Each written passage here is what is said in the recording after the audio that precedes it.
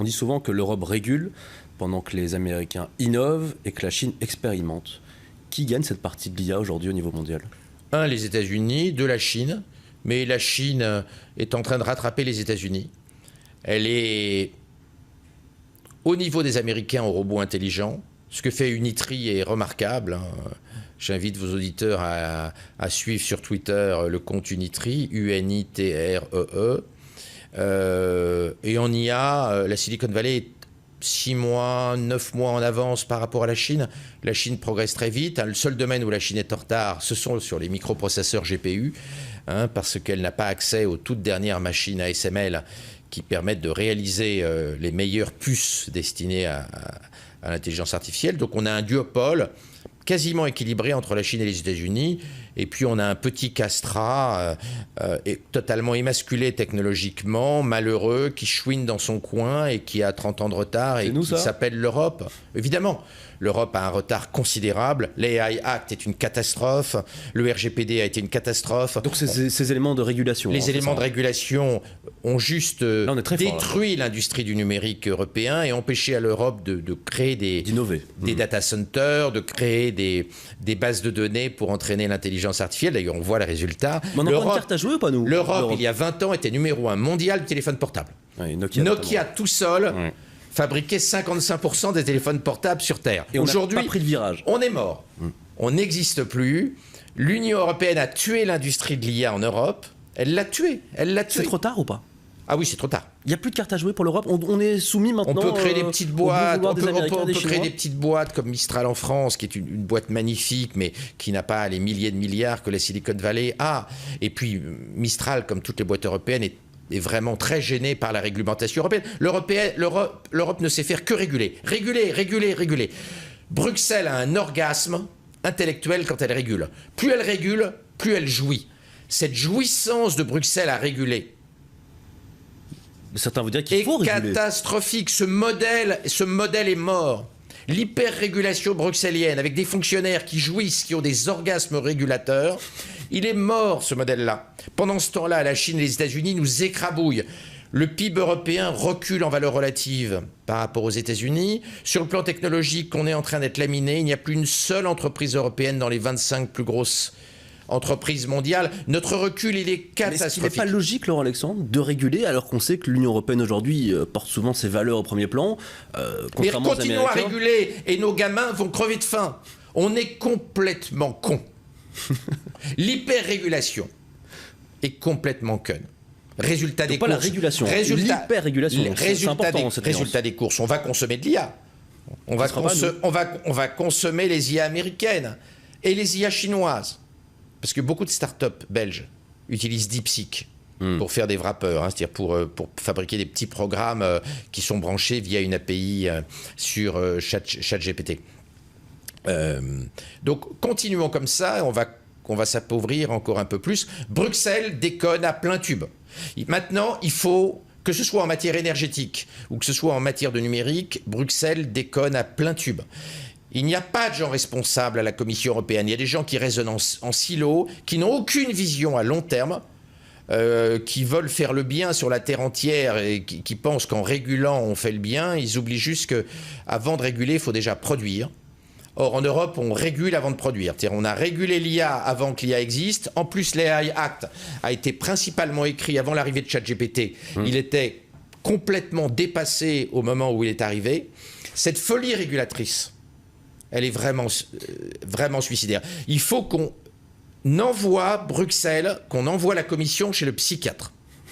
Il faut que Bruxelles jouisse quand on produit en Europe, et il faut que Bruxelles arrête de jouir dans l'hyper-régulation. C'est une maladie psychiatrique politique. On a là un vrai problème. Il faut que les citoyens comprennent qu'on est dans une impasse totale. On a construit une commission, on a construit un appareil technocratique à Bruxelles qui ne jouit que dans l'hyper-régulation. Or, on ne peut pas avoir des politiciens qui ne jouissent que dans l'hyper-régulation, parce que ça conduit quoi? À notre vassalisation technologique et derrière à notre vassalisation géopolitique. Car si on ne maîtrise pas l'IA et la robotique intelligente en 2030, en 2035, en 2040, on sera non seulement des petits roquets annonçant notre hyper-régulation, mais on sera surtout complètement castré et inexistant. Et appauvri. Vous me prenez de court, parce que la question que j'allais vous poser, si je vous dis, Laurent Alexandre, le pays qui contrôlera l'IA contrôlera le monde et le destin de l'humanité. Évidemment. Mais Bruxelles ne comprend pas ça. Bruxelles ne comprend pas la force. Parce que, je le répète, Bruxelles aime les castrats. Bruxelles, en fait, est un castrat. Bruxelles jouit dans l'auto-émasculation. Et elle ne comprend pas les ressorts de la force. D'ailleurs, elle n'a pas vu arriver, l'Europe n'a pas vu arriver la guerre. Elle ne croyait pas à la guerre parce qu'elle est dans une logique bisounours complète. On a désarmé, on a confié notre défense aux Américains, on a acheté massivement des armes américaines, des F-35 que le président américain peut empêcher de décoller à chaque instant, puisqu'il faut chaque matin un code informatique fourni par les États-Unis pour faire décoller un F-35. On n'a pas compris ce qu'est la puissance. En réalité, Bruxelles, je n'ai pas honte de le dire, Bruxelles manque de testostérone. Or, au XXIe siècle, on peut le regretter, mais le monde n'est pas gouverné par des bisounours gentils, il est gouverné par des méchants, et quand on n'a pas de testostérone, eh ben, on est écrabouillé, et on devient esclave des Américains et de la Chine. On le voit tous les jours, on est humilié par Trump tous les jours. Trump se fout de nous et nous écrabouille. Et demain, les Chinois vont aussi essayer de nous contrôler. Il faut vraiment changer. Nous ne pouvons pas continuer à laisser à nos enfants une Europe dévastée sur le plan technologique, en plein déclin, qui est en train de rater toutes les révolutions technologiques et qui ne produit qu'une chose. De la régulation, c'est fou.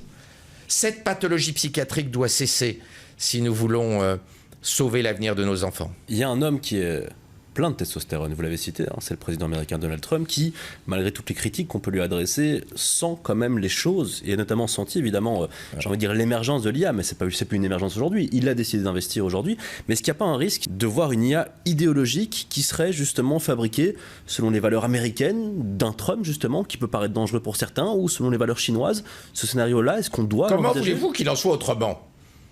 Hollywood diffuse les valeurs américaines de l'époque. Dans les années 50, le patriotisme. Dans les années 2020, le wokisme. Les valeurs dominantes américaines sont véhiculées par Hollywood. Les géants du numérique et de l'intelligence artificielle vont véhiculer les valeurs américaines et les intelligences artificielles chinoises véhiculent les valeurs chinoises. D'ailleurs, quand vous interrogez DeepSeek sur Tiananmen, il vous répond « Je ne peux pas répondre à cette question, je ne peux donner que des réponses utiles et inoffensives. » Il considère que de parler des Ouïghours ou de Tiananmen, ça n'est pas inoffensif. Mais ça, c'est affolant, ça, quand même, non ? Ou pas tant que ça pour vous? Mais est-ce que la Belgique diffuse, est-ce que LN24 ou l'RTBF ou RTL Belgique diffuse les valeurs du Congo belge, de la République démocratique du Congo ou du Zimbabwe ou du Mali?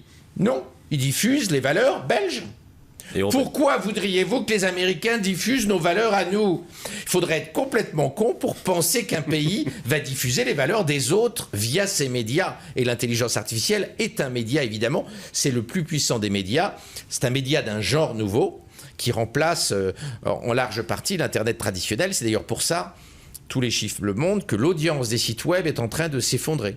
Vous prenez Doctissimo, que j'ai créé et que j'ai revendu. L'audience de Doctissimo, comme tous les sites santé, est en train de s'effondrer. Les gens posent les questions et mettent leur dossier médical dans ChatGPT au lieu d'aller sur Doctissimo. Et quand vous regardez tous les sites américains d'information, à quelques exceptions près, ils sont en chute libre. Les statistiques sont sorties hier. Sur un an, Forbes a perdu 51% d'audience, CNN chute, tout le monde chute. Parce que c'est l'intelligence artificielle qui remplace progressivement l'Internet. Donc l'IA va diffuser les valeurs américaines et les valeurs chinoises. Et si on ne voulait pas ça, il fallait ne pas détruire l'industrie du numérique européenne comme la Commission européenne l'a fait par connerie, par incompréhension et par pathologie psychiatrique.